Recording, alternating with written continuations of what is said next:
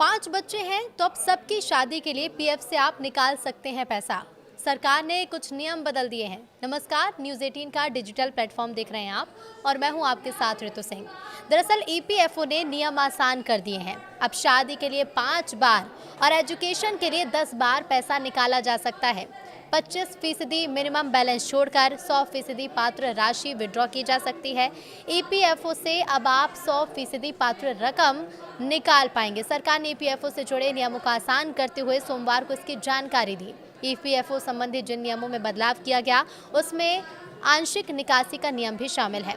पहले शादी के लिए आप केवल 3 बार ही अकाउंट से पैसे निकाल पाते थे, लेकिन अब इस लिमिट को बढ़ा दिया गया है। अब आप ईपीएफओ से बच्चों की शादी के लिए 5 बार राशि निकाल सकते हैं। यानी अगर आपके 5 बच्चे हैं तो सभी की शादी के लिए ईपीएफओ से पैसा निकाल पाएंगे। लेकिन याद रहे कि ये केवल 100% पात्र राशि ही होगी। इसे आप उदाहरण से समझिए। मान लीजिए कि आपके पीएफ अकाउंट में 1 लाख रुपए है। इसमें से आपको 25% रकम अनिवार्य रूप से मिनिमम बैलेंस के तौर पर अकाउंट में रखनी होगी। यानी 25,000 रुपये आप छू भी नहीं सकते। इसके अलावा 75,000 रुपये आपके विड्रॉल के लिए पात्र राशि है। इससे आप 100% यानी पूरे 75,000 रुपये निकाल सकते हैं। बता दें कि पहले नौकरी छूटने पर आप 75% पैसा 1 महीने बाद निकाल सकते थे। 2 महीने बेरोजगार रहने के बाद आप बाकी रकम भी विड्रॉ कर सकते थे, लेकिन अब 75% रकम आप नौकरी में रहते हुए ही निकाल पाएंगे। अगर आप अपने पीएफ अकाउंट से पैसा निकालना चाहते हैं तो कौन से वो स्टेप्स हैं वो हम आपको बता देते हैं। पहला स्टेप है कि सबसे पहले आप ईपीएफ की ऑफिशियल साइट पर जाएं। स्टेप 2 ये है कि अपने यूएएन यानी कि यूनिवर्सल अकाउंट नंबर, पासवर्ड और कैप्चा से लॉगिन करें।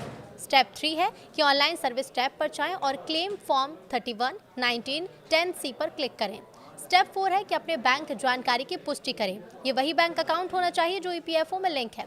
स्टेप 5 है प्रोसीड फॉर ऑनलाइन क्लेम पर क्लिक करें। स्टेप 6 है ड्रॉप डाउन से पीएफ एडवांस फॉर्म 3(1) चुनें और अपनी निकासी का कारण और उसकी राशि भरें, यानी कि कितना अमाउंट आप निकालना चाहते हैं। अगला स्टेप है कि आप आवेदन सबमिट करें और अगर आपका आधार, बैंक और पैन विवरण सही तरीके से वेरीफाइड है तो क्लेम आमतौर पर कुछ ही दिनों में बैंक खाते में ट्रांसफर हो जाता है। पहले आप एजुकेशन के लिए भी केवल 3 ही बार पीएफ अकाउंट से पैसा निकाल सकते थे, लेकिन अब इस लिमिट को बढ़ाकर भी 10 बार कर दिया गया है। यानी कि आप एजुकेशन के लिए 10 बार पैसे निकाल सकते हैं। इसके अलावा मिनिमम सर्विस लिमिट को घटाकर 12 महीने कर दिया गया।